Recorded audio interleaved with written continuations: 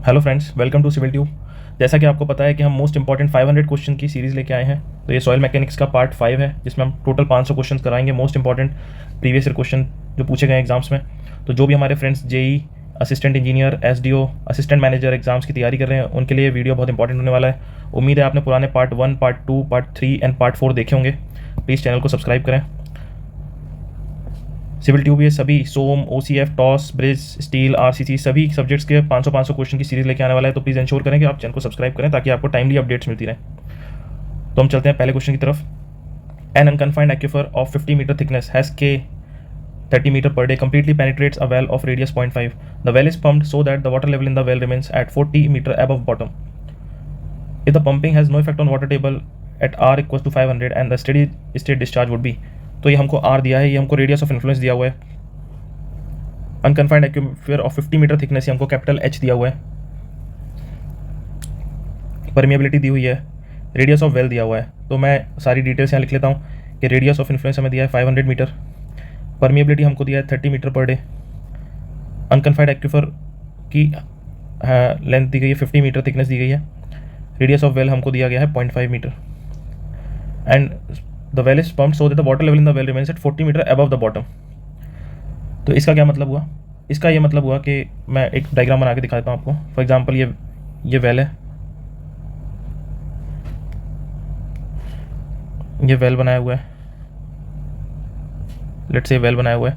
इसका जो रेडियस है RW है, ये RW रेडियस बनाया हुआ है। ये जो हेड है ये है H। देन इसमें जो ये वाटर टेबल बनी हुई है हमारी, ये हेड है H, K दिया हुआ है हमको, रेडियस ऑफ इन्फ्लुएंस दिया है। तो जो भी हमारा पानी है वो हमारा 500 मीटर, मतलब जो ड्रॉ डाउन है, जो भी जैसे this is the water level, ये जो ड्रॉ डाउन है इस टाइप से बनाते हैं हम, तो ये 500 मीटर पे जाके लेवल पे मिलता है, यहाँ पे कहीं 500 मीटर्स पे। तो ये हमारा कैपिटल R है 500 मीटर्स अवे। इसमें हम क्या करेंगे, ये डायग्राम में हम ड्यूपिट थ्योरी लगाएंगे। तो ड्यूपिट थ्योरी का फॉर्मूला क्या है हमारा? ड्यूपिट थ्योरी का हमारा formula Q is equal to pi के H square minus H0 square divided by 2.303 log 10 of R by RW। जब हम इसको सॉल्व करते हैं तो हमको दिख रहा है कि 40 मीटर ये रहा हमारा, जो स्मॉल h हम दिख रहे हैं वो हमारा ये है। तो that is the water level of the well remain 40 में अबव द बॉटम। तो ये बॉटम से ऊपर 40 दिया हुआ है, ये h दिया हुआ है हमको। जब इसकी वैल्यूज़ रखेंगे, प्लॉट करेंगे, तो हमारा क्या आ जाएगा? हमारा आ जाएगा पाई इंटू के की वैल्यू 30 इंटू 50 का स्क्वायर माइनस 40 का square divided by 2.303 log of 500 by RW is 0.5।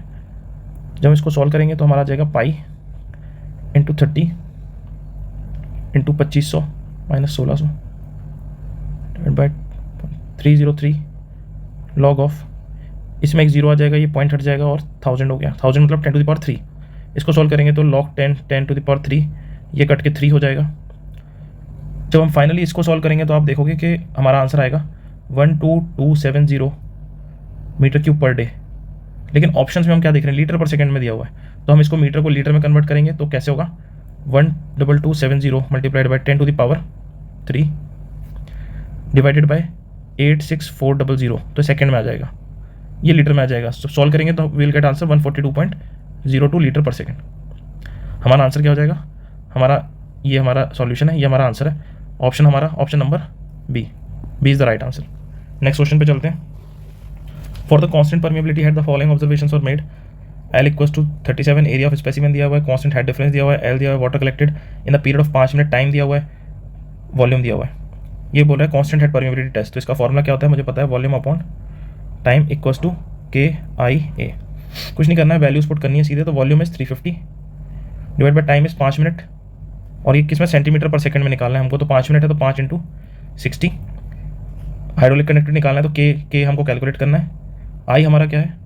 I constant head difference is 50, then and area दिया है 175। तो हम यहाँ लिख देंगे 50/30 HL अपॉन L हो जाएगा आई, और एरिया इज 175। जब हम इसको सॉल्व करेंगे तो हमको के की वैल्यू मिलेगी 0.004। तो हमारा आंसर क्या है? A is the answer. Next question 203, artesian aquifer is the one where water surface under the ground is at atmospheric pressure water is under pressure between two impervious strata, water table सबसे ज़्यादा ऊपर, तो artisan aquifer क्या होता है, ये दो impervious strata है, इसके बीच में ये इम्परवियस स्ट्रेटा है, इसके बीच में जो भी वाटर फ्लो हो रहा है मेरा ये प्रेशर में होगा, एक्स्ट्रा कुछ प्रेशर होगा, तो water table is under pressure, तो yes answer is B is the right answer. Next question, which of the following is practically impermeable, gravel is impermeable, sand mixture, coarse and clay, clay is practically impermeable क्योंकि सबसे कम permeability होती है, तो आपको एक table याद होना चाहिए इसमें, जो टेबल डायरेक्ट क्वेश्चन आते हैं इस टेबल पे। फर्स्ट ऑफ ऑल हम ग्रेवल पे कमेंट करते हैं। ग्रेवल की जो सेंटीमीटर पर सेकंड में जो परमिएबिलिटी होती है वो हमें याद होनी चाहिए, greater than 1 centimetre per second, तो हम इसको क्या लिखते हैं, इट इज़ परमिएबल। सेकंड आता है हमारा सैंड, सैंड की जो परमिएबिलिटी है 1 से लेकर 10⁻³ सेंटीमीटर पर सेकंड है, तो it is also permeable. Third हम बात करते हैं सिल्ट की, सिल्ट की परमिएबिलिटी होती है 10⁻³ to 10⁻⁶ centimetre per second, it is known as partially permeable. Fourth is clay, clay is less than 10⁻⁶ centimetre per second, it is also known as impermeable. ये table हमको याद होनी चाहिए, this is very important table, इससे हम permeability का idea लगाते हैं, तो इसका आंसर क्या होगा, इट इज प्रैक्टिकली इम्परमिएबल, सबसे कम इसकी है 10⁻, तो D is the right answer. Next question 205, the capability of a rock और unconsolidated settlement to transmit water through itself while considering unit width and full depth is under unit hydraulic gradient is called as. इस case में हम क्या बोलेंगे, तो हमको पता है कि यूनिट विड्थ के केस में हम किसको क्या बोलते हैं, तो टी हमारा होता है Q/B which is also called as T = K/D। जब भी यूनिट विड्थ आएगा तो हमारा पर यूनिट विड्थ में ये आएगा और फुल डेप्थ में ये आएगा, तो हमारा आंसर क्या हो जाएगा, ये दोनों फॉर्मूले बड़े इंपॉर्टेंट है ट्रांसमिसिबिलिटी के, तो answer is transmissibility. Next question, falling head permeability test is used for, falling head permeability test use किसके लिए करते हैं, तो मुझे पता है ये फाइन सॉइल के लिए करते हैं, फाइन ग्रेन सॉइल के लिए यूज़ करते हैं इसको, फॉलिंग हेड परमिएबिलिटी को। इसमें से फाइन ग्रेन कौन सा है, फाइन ग्रेन सॉइल है अपना सैंडी तो कोर्स हो गया, क्ले सॉइल फाइन ग्रेन हो गया, सिल्टी सैंड लिखा है तो ये भी कोर्स हो गया, सैंडी ग्रेवली कोर्स हो गया, तो answer must be B, fine grain के लिए यूज़ करते हैं, तो 206 का answer is B. Next question, the following data were obtained when a sample medium sand was tested in the constant head permeameter हमने यूज़ किया है, तो कांस्टेंट हेड परमिएमीटर जैसे ही आ गया तो हमको पता होना चाहिए volume upon time equals to KIA। Cross section दिया हुआ है, ए दिया हुआ है, हाइड्रोलिक ग्रेडियंट I दिया हुआ है, coefficient of permeability of discharge coefficient दिया हुआ है cc पर सेकंड, तो ये भी दिया हुआ है। कोएफिशिएंट ऑफ परमिएबिलिटी निकालना है, आसान है, ये डिफाइन करना है, तो सीधे लिख देंगे K = 10 डिवाइडेड बाय I और A, तो I क्या है 10 और A कहते हैं 1000 100 सेंटीमीटर स्क्वायर, तो इसका आंसर हमारा हो जाएगा 1/100, और ये आंसर क्या होगा, centimetre per second. Per unit क्या दी हुई है, मीटर में दी हुई है सारी यूनिट, तो यूनिट स्पेसिफिक क्वेश्चन है ये, यूनिट का ध्यान रखेंगे, जब सेंटीमीटर को हम मीटर में करेंगे तो हमारा क्या हो जाएगा 1/100 और मल्टीप्लाई हो जाएगा, तो 10⁻⁴ मीटर पर सेकंड आएगा, 1 × 10⁻⁴ मीटर पर सेकंड। आंसर क्या होगा, answer must be C. Next question, if during the permeability test on the sample while falling head permeameter equal time interval noted for drop of head of H1 to H2 and H2 to H3, तो इस test के दौरान falling head के दौरान हमको पता है जब भी हम रीडिंग लेते हैं तो कंसिस्टेंसी चेक करते हैं कैसे, H2 = H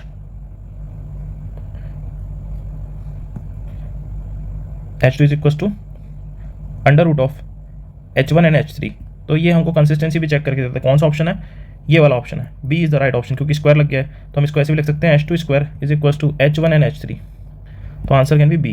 नेक्स्ट क्वेश्चन पे चलते हैं 209, the permeability of an aquifer, permeability temperature के साथ कैसे वैरी करती है पूछते हैं, तो K हमें पता है, K अगर हम कोजनी-कार्मन से देखते हैं, कोजनी-कार्मन इक्वेशन हमें क्या होती है, बहुत इंपॉर्टेंट इक्वेशन है परमिएबिलिटी की, तो K क्या होता है इसके अकॉर्डिंग 1/KK, ये कांस्टेंट है जो शेप पे डिपेंड करता है, γ/μ ऑफ फ्लूइड, ये फ्लूइड की प्रॉपर्टी है, E³ divided by 1 + E multiplied by D², तो आप यहाँ से देख सकते हो कि K is inversely proportional to mu of fluid, and हमको पता है जो म्यू है दैट इज म्यू जब बढ़ेगा कब, जब टेम्परेचर कम होगा, तो it is also inversely proportional, तो this is the ratio and K is directly proportional to T, तो हम कह सकते हैं कि permeability increases with increasing temperature, तो answer is A. Next question पर चलते हैं, question number 210। Question number 210, the ratio of average permeability in horizontal direction KH to that in the vertical direction KV of a 3-layer soil deposit with thickness ratio 1:2:3, the permeability of the second is twice to of first and the permeability of third is twice of second, मतलब तो ये पूछ रहा है KH ratio KV क्या होगा, तो इसको हम ऐसे बोल सकते हैं कि 3 हमारी लेयर्स हैं, तो ये फर्स्ट लेयर है, ये सेकंड लेयर है एंड ये थर्ड लेयर है, इसकी जो इसकी जो थिकनेस दी हुई है वो क्या दी हुई है, लेट्स से इसकी थिकनेस इज 1T, इसकी 2T एंड इसकी 3T, ये 3 रेशो में दी हुई है। द परमिबिलिटी ऑफ सेकंड, के फैक्टर क्या दिया है, तो इसकी के मान लेते हैं, तो the permeability of second is लिखा है ट्वाइस ऑफ फर्स्ट, तो ये 2K हो गया। Permeability of third is twice of second, तो ट्वाइस ऑफ सेकंड मतलब 2 × 2K, तो सेकंड की 2K है, तो ये 4K हो गया इसका। तो मैं डायरेक्ट लिख देता हूँ यहाँ पे कि परमिबिलिटी इसकी क्या है, इसकी 4K परमिबिलिटी है, तो ये 4K परमिबिलिटी है। अब ये पूछ रहा है कि what is KH horizontal permeability, horizontal मतलब इस डायरेक्शन में परमिबिलिटी, KH मतलब कि parallel to bedding plane, parallel to bedding plane, तो ये क्या होगी, तो हम KH निकालते हैं। सबसे पहले KH की क्या वैल्यू होती है, K1 Z1 divide by Z1 summation of, तो ये होता है। तो जब हम इसको सॉल्व करेंगे तो हम निकाल देंगे, बहुत ईजी है। क्या होगा, K × 1T तो KT plus K 2T × 2K तो 4KT plus 3T × 4K is 12KT divided by इन तीनों का सम 1T plus 2T plus 3T, तो आप देखो ये कितना हो जाएगा, 60 हो जाएगा ये। सॉल्व जब इसको करोगे तो KH की वैल्यू क्या निकलेगी, KH की वैल्यू हमारी निकलेगी 17K/6, तो एक वैल्यू हमारी KH की ये हो गई है। नेक्स्ट हम करते हैं KV का मतलब किस डायरेक्शन में, KV का मतलब इस डायरेक्शन में, that is perpendicular to bedding plane. क्या फॉर्मूला होता है इसका, परपेंडिकुलर टू बेडिंग प्लेन का, परपेंडिकुलर टू बेडिंग प्लेन का फॉर्मूला होता है KV is equals to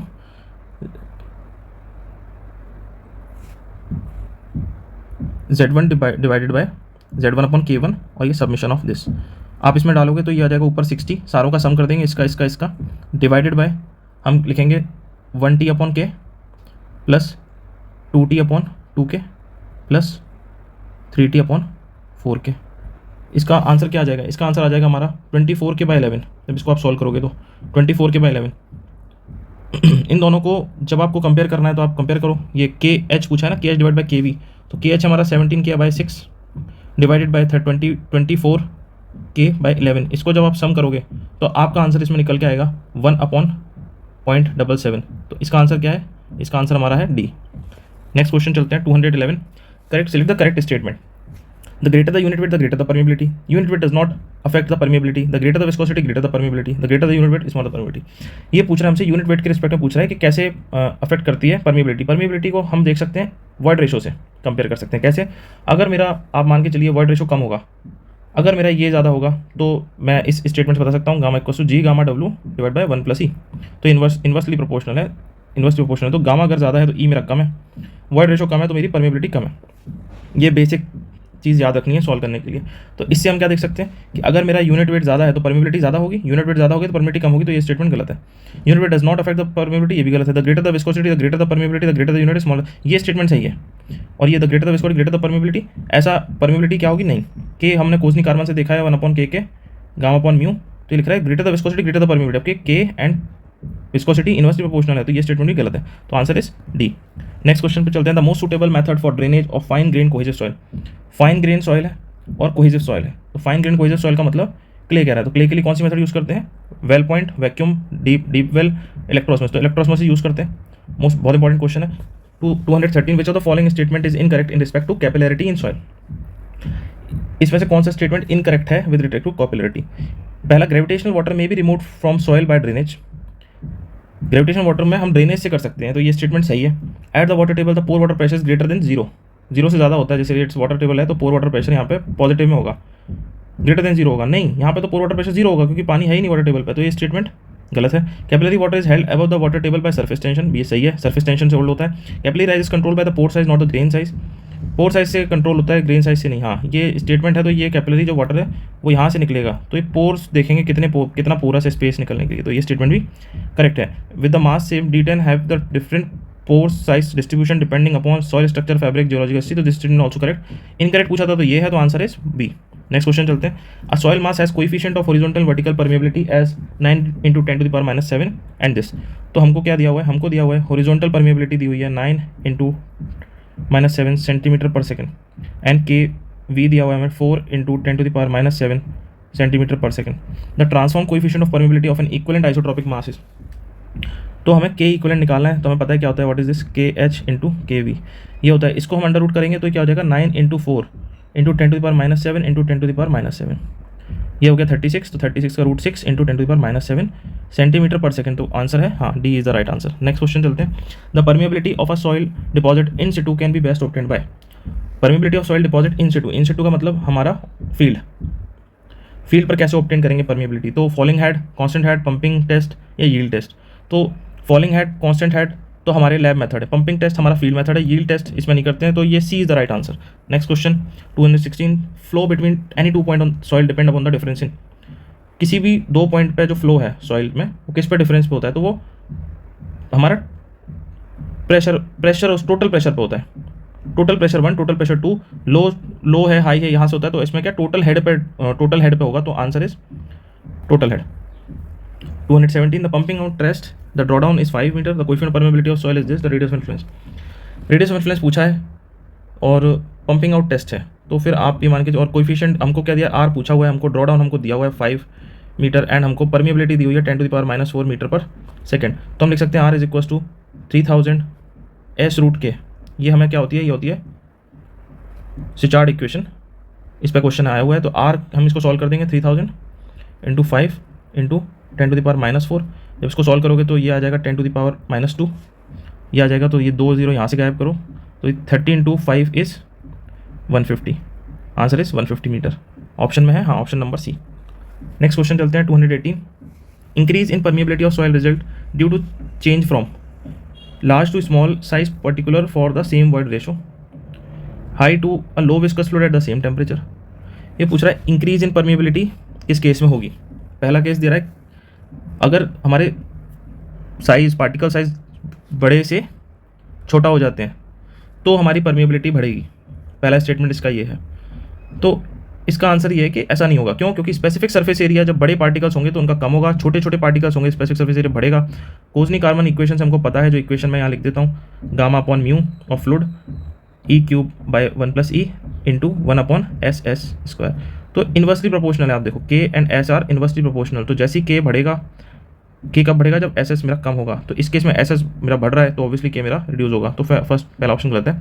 high to low viscous fluid at the same temperature, कि ये हाई विस्कस है तो again K is inversely proportional to viscosity, तो ये कह रहा है अगर हाई विस्कस फ्लूइड है, म्यू ज़्यादा है तो K मेरा कम होगा, और अगर म्यू मेरा लो विस्कस है तो K मेरा ज़्यादा होगा।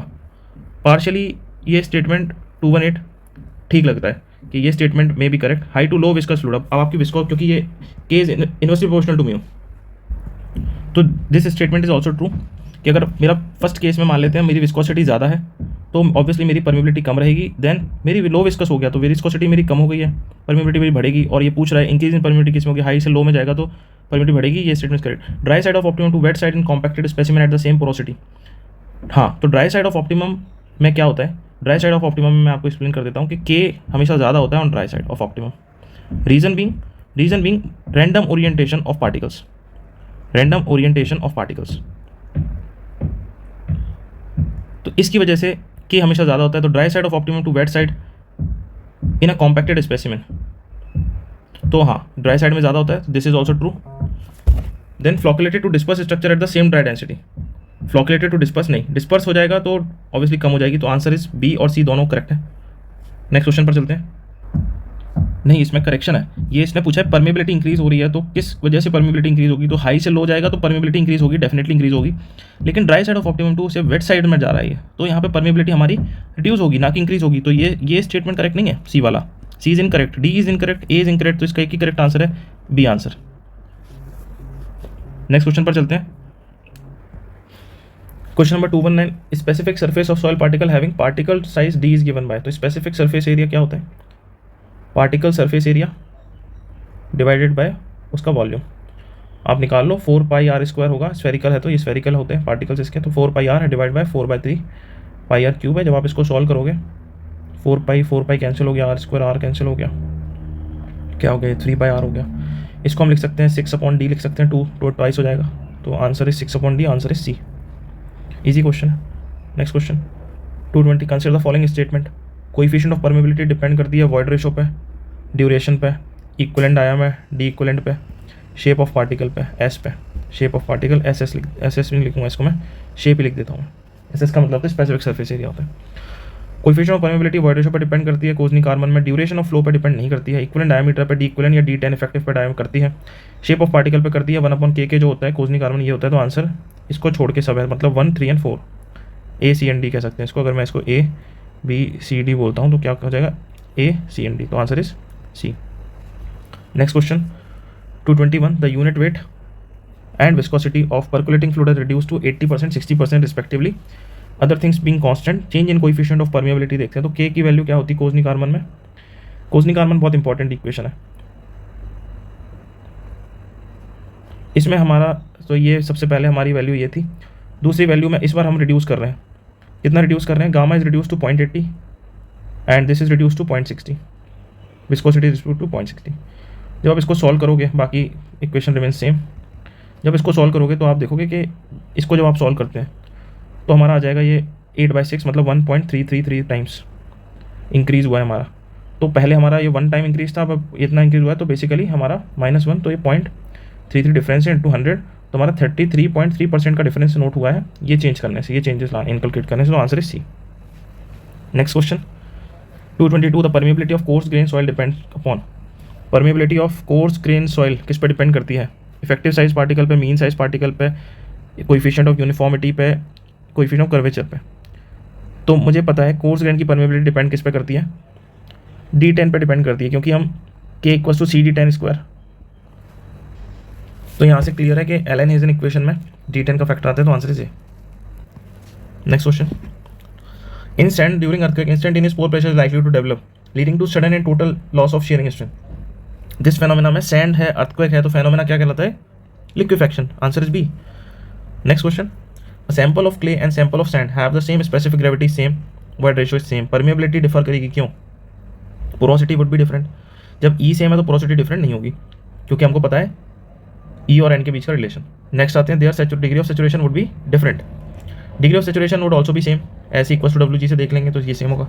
डेंसिटी वुड बी डिफरेंट, नहीं, जी गामा डब्ल्यू अपॉन 1 + ई में जी भी सेम है, ई भी सेम है, ये भी। The size range of voids would be different, size ranges of their voids would be different. तो वॉइड रेशियो सेम है, लेकिन हाँ रेंज डिफर कर सकती है। Void ratio same, range can differ, तो answer is D. Next question पे चलते हैं। Hygroscopic water is defined as, hygroscopic water क्या होता है? The water held by the soil under capillary action, the readily available water for use plant, the water which is absorbed by the particle of dry soil from the atmosphere, the total water content of soil filled with the water। तो hygroscopic क्या होता है? ये होता है जो atmosphere से absorb होता है। Answer is C. Next question 226, in lab coefficient of permeability of soil is determined by one of the following method. Lab में कैसे होती है coefficient of permeability?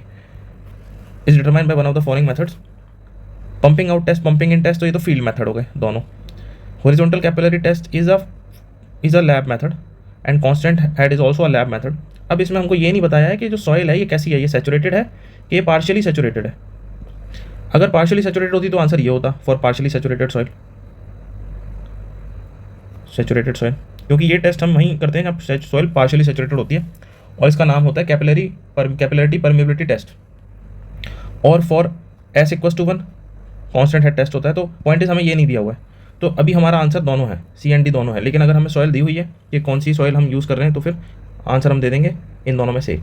Next question, the permeability of soil sample depends upon size, shape, void ratio. हाँ, तीनों चीज़ों पर depend करती है 227 में, तो answer is all of the book. Next question 228, the flows through media Darcy law is applicable when Reynold number, तो इसको याद रखना है कि रेनॉल्ड नंबर डार्सी लॉ के लिए लेस देन इक्वल टू 1 के केस में होता है, तो answer is D. Next question, the capillary water in soils causes negative pore water pressure, reduce effective pressure, reduce bearing capacity. तो कैपिलरी वाटर जब ऊपर हमारा हम देखते हैं कि फॉर एग्जांपल दिस इज हमारा ग्राउंड लेवल, दिस इज हमारा ग्राउंड वाटर टेबल, तो इसमें जब हमारी कैपिलरी फ्रिंजेस बनती हैं ऊपर जाता है, तो हाँ यहाँ पे नेगेटिव पोर प्रेशर हमारा डेवलप होता है। हमें पता है total stress equals to effective stress plus pore water pressure, and effective stress equals to total minus pore water pressure. और अगर हमारी पोर वाटर प्रेशर की नेगेटिव वैल्यू है, तो ये बेसिकली ये वैल्यू मेरी पॉजिटिव हो जाएगी, नेगेटिव नेगेटिव पॉजिटिव हो जाएगा, और ये वैल्यू मेरा बढ़ जाएगा। तो ये इट रिड्यूसेस नहीं, इट इंक्रीजेज इफेक्टिव प्रेशर, तो this is wrong. Bearing capacity भी जब चूंकि मेरा इंक्रीज हो जाएगा, तो बियरिंग कैपेसिटी मेरी कंसिक्यूटिवली बियरिंग कैपेसिटी भी बढ़ जाएगी, तो दिस इज ऑल्सो रॉन्ग, तो answer is A. Next question, Darcy law is not applicable for flow in. Darcy law कहाँ एप्लीकेबल नहीं होता? डार्सी लॉ लेमिनार फ्लो के लिए एप्लीकेबल होता है बस, जबकि अगर हम इसमें लेमिनार हो सकते हैं, लेकिन ग्रेवल में टर्बुलेंट फ्लो होगा, तो आंसर इज डी। डी के लिए एप्लीकेबल नहीं होगा, not applicable. Next question is 231, an aquifer confined at top and the bottom by impermeable layer. तो पहले ही बोल दिया एक एक्विफर है, ये दो इम्परमेबल लेयर है, और ये कन्फाइंड नहीं है, नॉट कन्फाइंड है। ये sorry, this is aquifer is confined from impermeable layer है दोनों। ये बीच में 3 लेयर्स में डिवाइडेड है, तो ये 3 लेयर बन गई, एक लेयर नंबर 1, 2 एंड 3। लेयर की थिकनेस दी है, this is 4, 2 and 6 metre. Permeability दी हुई है 30, 10 एंड 20, ये परमिबिलिटी दी हुई है। द ट्रांसमिसिबिलिटी पूछा है मीटर स्क्वायर पर डे में, तो मैं इसका सॉल्यूशन करते हैं। What will be its transmissibility, तो हम निकाल देंगे फ्लो ऐसे ही होगा, that means flow will be parallel to bedding plane. Formula क्या लग जाएगा, के का K1 Z1 divided by Z1 summation of this. जब इसको कैलकुलेट करोगे तो 30 इंटू 4, 30 इंटू 4 करो, 10 इंटू 2 करो, 20 इंटू 6 करो और divided by 4 to 6। 30 into 4 is 120, 20 into 10 is 20 और दैट इज 120 डिवाइडेड बाय 4 6 6 12। जब इसको सॉल्व करेंगे तो अपना आंसर निकल के आएगा 260/12 मीटर पर डे। इसको मुझे क्या करना है, इसको मुझे करना मीटर स्क्वायर पर डे, इसको मुझे क्या करना है, ट्रांसमिसिबिलिटी निकालनी है। तो ऑब्वियसली मैं क्या करूँगा, T equals to K into D करूँगा। तो जब K इंटू डी करूँगा, K मेरा ये आ गया है 260/12 और D चूँकि टोटल डेप्थ कितनी है मेरी 12 है, इन सब का सबमिशन 12, तो आंसर मेरा क्या हो जाएगा 260 हो जाएगा। 260 कहाँ लिखा हो, ट्रांसमिसिबिलिटी इस ए आंसर। इसमें ध्यान रखना है हमें ट्रांसमिसिबिलिटी निकालना है, अदरवाइज हमारा आंसर ये होता अगर K पूछता तो, लेकिन अगर हमसे T पूछा हुआ है तो हमारा आंसर ये है 260। Next question, the main factor which affect the infiltration capacity is. Infiltration capacity क्या होता है, जब रन ऑफ होता है तो वो जो सॉइल एब्जॉर्ब करती है, एक्सटर्नल वाटर को जो सॉइल एब्जॉर्ब करती है उसको बोलते हैं इन्फिल्ट्रेशन कैपेसिटी। ये हम हाइड्रोलॉजी में पढ़ते हैं। Thickness of saturated layer, depth of surface retention, soil moisture, सभी पे डिपेंड करता है कि पानी कितना ये सोक करेगा, ये सोक कितना करेगा पानी, ये सभी चीज़ पे डिपेंड करता है। तो आंसर इज डी। ये वैसे हाइड्रोलॉजी का क्वेश्चन है, infiltration capacity. Next question 233, consider the following statement, quick sand is a special variety of sand. नहीं, ये दिस इज अ कंडीशन लिखा है, quick sand is not a material but a hydraulic condition. Yes, in nature quicksand condition is observed usually in coarse silt and fine sand, this is also correct। ये coarse silt and fine sand में होती है, ये हमको पता है। which of the following statement is correct, 2 and 3 is correct, 2 and 3 answer C is correct। Next question पर चलते हैं। consider the following statement, organic matter increases the permeability। नहीं, organic matter act as a external matter। तो ये क्या करता है, ये जैसे ये मेरे पार्टिकल्स हैं तो इसमें ऑर्गेनिक मैटर क्लॉगिंग सी क्रिएट कर देता है। तो जब ये क्लॉगिंग सी क्रिएट कर देता है तो वाटर को निकलने के लिए परमेबिलिटी कम हो जाती है, के रिड्यूसेस। तो ये this is wrong. Entrapped air decreases the permeability. Exactly अगर इसी डायग्राम में मैं बता दूं, फॉर एग्जांपल ये एंट्रैप्ड एयर आ जाती है इसमें, अगेन ये परमेबिलिटी को रिड्यूस करती है। तो ये लिखा हुआ है decreases the permeability of soil, ये दिस इज राइट। तो answer is 2 only, that is answer B. Next question पर चलते हैं। 235, soil with a value of K ranging from 10 to the power 5 to 10 to the power 10 3 -3 can be classified as. सबसे पहले हमने वो table पढ़ा हुआ है, उसमें हम इसमें सेंटीमीटर पर सेकंड में हमने के की वैल्यूज याद की हुई हैं।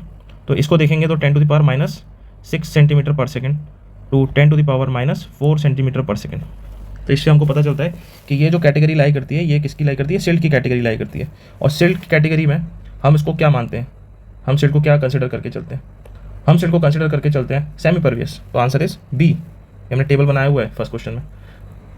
Next question 236, which of the following is not an indirect method of estimating the permeability. Indirect method नहीं है, मतलब इनडायरेक्ट मतलब एम्पेरिकल नहीं है।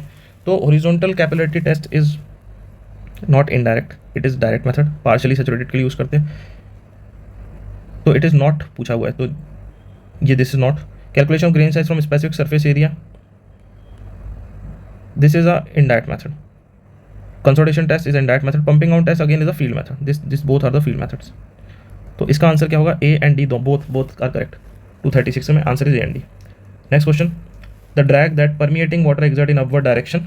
अपवर्ड डायरेक्शन में कोई फोर्स है which in turn tend to opposite force of gravity. Force of gravity है, या अपवर्ड डायरेक्शन में एक है। When the water flows upward under the critical hydraulic gradient, मतलब क्रिटिकल आईसी के उसमें जा रहा है पानी ऊपर। It completely neutralize the force on account of weight of particle suspended. तो पार्टिकल्स जो हैं वो भी फ्री हो गए हैं, वो भी ऊपर जा रहे हैं। Soil in such state does not behave very like a very विशियस लिक्विड पॉपुलरली नोन एज।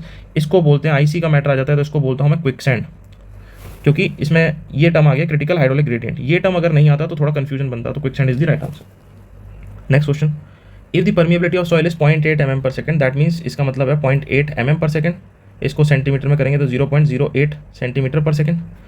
इसको हम लिख सकते हैं 8 × 10 to the power -2 centimetre per second. और मुझे पता है ये रेंज किस में लाई करती है, ये रेंज हमने पढ़ा हुआ है, ये सैंड की रेंज है, तो 10 to the power -2 वाली, तो सैंड की रेंज है, तो आंसर इज सैंड। इस पर डायरेक्टली क्वेश्चन आते हैं, वो टेबल बहुत इंपॉर्टेंट हो जाता है। 239, discharge velocity of soil is given, what ratio is this. Seepage velocity, तो मुझे पता है seepage velocity is V/N। N can be calculated from the value of E।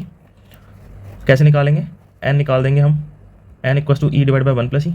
इससे हमारा N निकल के आ जाएगा 2/7, जो वैल्यू पुट करेंगे तो seepage velocity can be calculated 8 into 10⁻⁻7 divided by 2/7।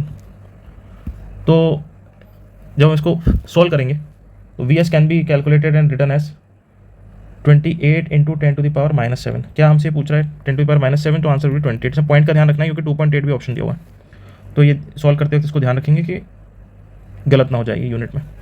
Next question 240, the dimension of coefficient of permeability क्या होता है, तो हमें पता है मीटर पर सेकंड में होता है। तो mLt, मास इसमें 0 है, लेंथ इसमें 1 है और t इसमें -1 है, तो इसको मैं LT -1 लिख सकता हूँ, तो answer is A. Next question पे चलते हैं। A loose uniform sand with rounded grains has effective grain size of this. Coefficient of permeability of sand, तो इफेक्टिव ग्रेन साइज दिया है D10 दिया हुआ है। कोएफिशिएंट ऑफ परमेबिलिटी पूछा तो हम इंपेरिकल फॉर्मूला लगा देंगे K is equal to CD10²। C की वैल्यू हम स्टैंडर्ड रखते हैं 100, तो K is equal to 100 D10² मतलब 0.05 सेंटीमीटर स्क्वायर। ध्यान ये रखना है कि इस फॉर्मूले में जो D की वैल्यू है वो हम सेंटीमीटर्स में ही रखते हैं और ये सेंटीमीटर में ही दी हुई है। तो जब आप K सॉल्व करेंगे तो इसमें आंसर आपको आ जाएगा 25 into 10⁻², which can also be written as 0.25 centimetre per second. So answer is 0.25, A answer. Next question, in a constant head permeability test it is observe that distance between piezometer tapping is 100 mm, difference in water level in piezometer is 500 mm, diameter of test sample is this, quantity of water collected is 1100 ml and duration of test is 140 seconds, the permeability of soil sample it's given by। ये बहुत अच्छा question है। Constant head permeability का हमको पता है volume upon time is equal to K into I into A. इसको हम देखते हैं 1100 divide by 140 is equal to K multiplied by HL upon L। तो हेड डिफरेंस कितना है 500 divide by length is 100, π/4 area निकाल लेंगे इंटू 100 mm का होल स्क्वायर। जब हम इसको सबको सॉल्व करेंगे तो सबसे पहले हम इसको चेंज कर देते हैं, 100 mm है तो mm को हम सेंटीमीटर में चेंज कर देते हैं, तो ये हो जाएगा हमारा 10 सेंटीमीटर स्क्वायर। अब हम इसको सॉल्व करते हैं क्योंकि हमको आंसर सारे सेंटीमीटर्स में दिख रहे हैं और mm में हम कन्वर्ट कर सकते हैं बाद में। जब हम इस पूरे एक्सप्रेशन को सॉल्व करेंगे तो K इज इक्वल टू, ये हमारा ml में है, तो जब हम इसको सॉल्व करेंगे तो K इज इक्वल टू हमारा आएगा 0.0002 mm पर सेकेंड। अगर हम इसको सेंटीमीटर में कन्वर्ट करना है तो हम इसको लिख देंगे 0.02 सेंटीमीटर पर सेकेंड। क्यों? क्योंकि हम इस पर नहीं जाएंगे, क्योंकि हमने ये सेंटीमीटर डाल दिया तो हमारा बाय डिफॉल्ट आंसर सेंटीमीटर में आएगा और सेंटीमीटर आंसर हमारा गिवन है ए। जस्ट इसमें कैलकुलेशन इन्वॉल्व है, वैल्यूज ये रखनी है, तो वैल्यू समझ में आना चाहिए कि 500 क्यों रखा, 100 यहाँ क्यों रखा, क्योंकि पीजोमीटर की tapping distance is 100 and level difference is 500। Value ठीक रखनी है इस फॉर्मूले में। Next question 243, in falling head permeability test soil sample of 75 mm diameter 36 mm length was tested, so this is D, this is L। commencement of the test, initial head was 80, एक घंटे के बाद drop to 40। Coefficient of permeability of diameter दिया stand pipe का जिस centimetre बतानी K की value. इसको कैसे हम करेंगे अप्रोच, इसको हम अप्रोच करेंगे by the means of formula falling head का, which is K equals to 2.303 A upon A L upon T log of H1 upon H2।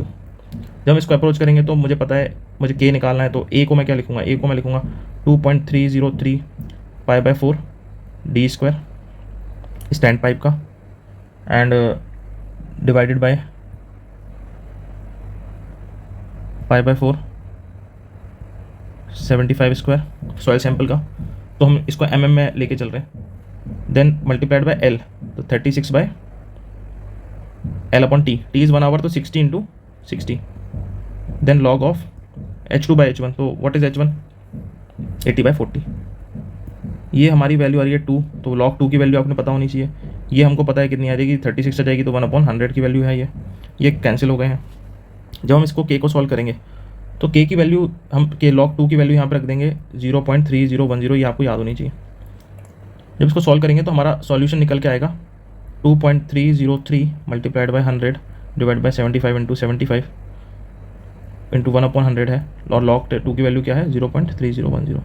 इसको सॉल्व करके हमारा आंसर निकल के आएगा 1.23 इंटू 10⁻⁴ mm पर सेकेंड, लेकिन आंसर हमारा सेंटीमीटर में है तो 10⁵ हो जाएगा सेंटीमीटर पर सेकेंड, तो answer is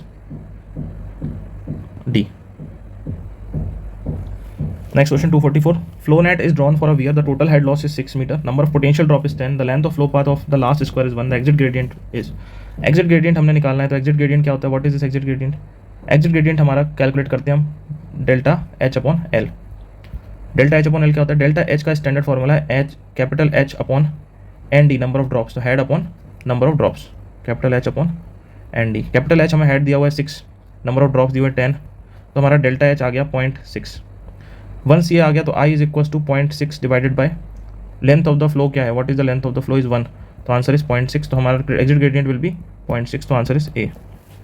next question, which of the following formations has poor permeability but seepage is possible. Permeability poor है लेकिन सीपेज है, तो सीपेज पॉसिबल का होता है, सीपेज इज मॉडरेट। तो मैं बताता हूँ, एक्यूफर तो हमको पता है परमेबिलिटी होती है, पोरोसिटी होती है, तो परमेबिलिटी होती है, पोरोसिटी होती है। एक्विक्लूड तो इसको कैसे याद करें कि फॉर एग्जांपल एक रूम है, तो उस रूम में क्लूड का मतलब क्या हो गया, क्लूड का मतलब हो गया या तो वो इंक्लूड होगा या तो वो एक्सक्लूड होगा। तो या तो इस रूम में रूम बना हुआ है तो पोरोसिटी तो है, यस पोरोसिटी इज देयर, लेकिन कोई अंदर नहीं जा सकता, कोई बाहर नहीं आ सकता, ना कोई अंदर जा सकता है, दैट मीन्स परमेबिलिटी बिल्कुल नहीं है, तो या तो इंक्लूड है या तो एक्सक्लूड है, तो पर स्पेस इज देयर। तो एक्सक्लूड का मतलब हमेशा क्या होगा, there is some space yes but there is no entry exit, तो परमेबिलिटी इज जीरो, तो हमें इंक्लूड नहीं बोलेंगे। एक्यूफ्यूज का मतलब क्या होता है, फ्यूज का मतलब होता है, जैसे आपने एक वर्ड सुना है रिफ्यूज, मतलब बेकार है, किसी काम का नहीं है, है ना, वो केस क्लोज हो गया, तो ना तो इसमें परमेबिलिटी है ना ही इसमें पोरोसिटी है, कुछ भी नहीं है, तो ये हमें याद रहेगा कि ये नहीं है। एक्विटार्ड का मतलब क्या होता है, टार्ड का मतलब होता है रिटार्ड, रिटार्ड का मतलब होता है मेंटली रिटार्डेड, मतलब कि स्लो, जो स्लो है, जिसकी प्रोसेसिंग स्लो है, तो स्लो के केस में क्या होगा, स्लो के केस में आप देखो हर चीज़ स्लो होगी, तो परमेबिलिटी स्लो होगी, सीपेज स्लो होगा, पोरोसिटी भी होगी ओके सी पोरोसिटी होगी, कोई ज़्यादा नहीं होगा। तो आंसर क्या पूछा है, पुअर परमेबिलिटी सीपेज दिया, तो aquitard must be the answer, D is the answer. Next, दो स्टेटमेंट दिए हुए हैं, पूछ रहे हैं कि स्टेटमेंट करेक्ट है और एक्सप्लेनेशन है कि नहीं। तो saturated fine as well as medium sand particle are more susceptible to liquefaction.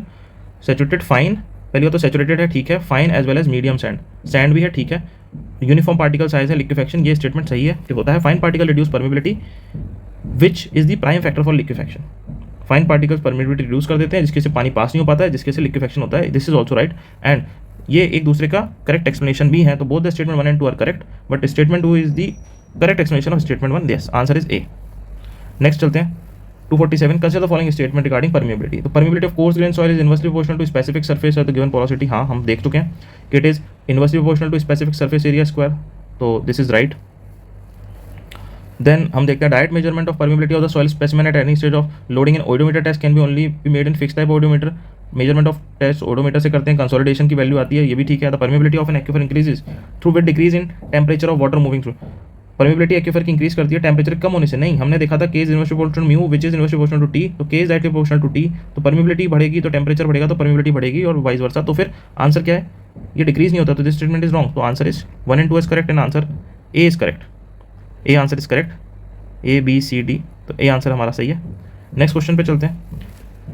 600 metre cube per day water is obtained from the propose of infiltration gallery which is place 6 metre depth.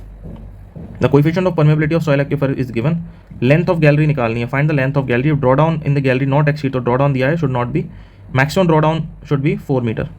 Radius of influence दी हुई है, are दिया हुआ है, are is 100 metre, and ये पानी हमको दिया हुआ है कितना निकालना है, और डेप्थ दिया हुआ है, एच दिया हुआ है। तो मुझे पता है इन्फिल्ट्रेशन गैलरी का फॉर्मूला क्या होता है, के L capital H square minus small H square divided bye 2r। Q मुझे गिवन है 600 मीटर क्यूब पर डे, के मुझे गिवन है 100, एल मुझे निकालना है, एच मुझे गिवन है 6 स्क्वायर, और ये एच है, तो ये what is this H, H minus S not, तो दिस इज हमारा 6 - 4, तो ये 2 आ जाएगा, तो 2 का स्क्वायर डिवाइडेड बाय 2 × 100, बहुत ईजी है, इससे हमारा ये निकल जाएगा। तो जब हम एल कैलकुलेट करेंगे तो एल कम्स टू बी हमारा आएगा 1200/32, तो ये हो गया हमारा 37.5 मीटर, आंसर 37.5 मीटर हमारा लेंथ है, तो 37. C is the right answer. Next question 249, the transmissibility T of an aquifer is related to thickness of the saturation zone and coefficient permeability. तो मुझे पता है टी क्या होता है, टी इज इक्वल टू के × डी होता है। अब इसमें हम देखना चाहते हैं कि इसमें से कौन सा ऑप्शन करेक्ट है, तो आप इसको देख लो, टी इज इक्वल टू के × टी कर लो, तो फिर ट्रांसमिसिबिलिटी इक्वल टू व्हाट, तो ऑप्शन हमारा कौन सा करेक्ट हो जाएगा, ऑप्शन हमारा करेक्ट हो जाएगा T is equal to transmissibility divide by K, तो answer is T. Last question 250, the radius of influence R can be related to draw down in the well S और the coefficient of permeability. कैसे relate होता है radius of influence, तो हमने पता था start equation क्या थी, R equal to 3000 S root of K. कौन सा आंसर है इसमें, 3000 S root of K is a option, तो आंसर इज ए। इसी के साथ हमारे 50 क्वेश्चन आज के कंप्लीट होते हैं। अगर आपको क्वेश्चन की क्वालिटी पसंद आई है तो प्लीज़ चैनल को सब्सक्राइब करें, ताकि आपको फर्दर जो हमारी सीरीज़ आ रही हैं इसकी अपडेट मिलती रहे। और सारे इंपॉर्टेंट क्वेश्चन हम करा रहे हैं प्रीवियस ईयर जो भी JEE SDO में पूछे गए हैं। इसके अलावा आपको कोई डाउट है तो प्लीज़ आप कमेंट करें एंड प्लीज़ सब्सक्राइब करें। Thanks for watching. आप हमारे टेलीग्राम चैनल से भी जुड़ सकते हैं, और कोई भी इंप्रूवमेंट हो तो प्लीज़ कमेंट करें। Thank you for watching.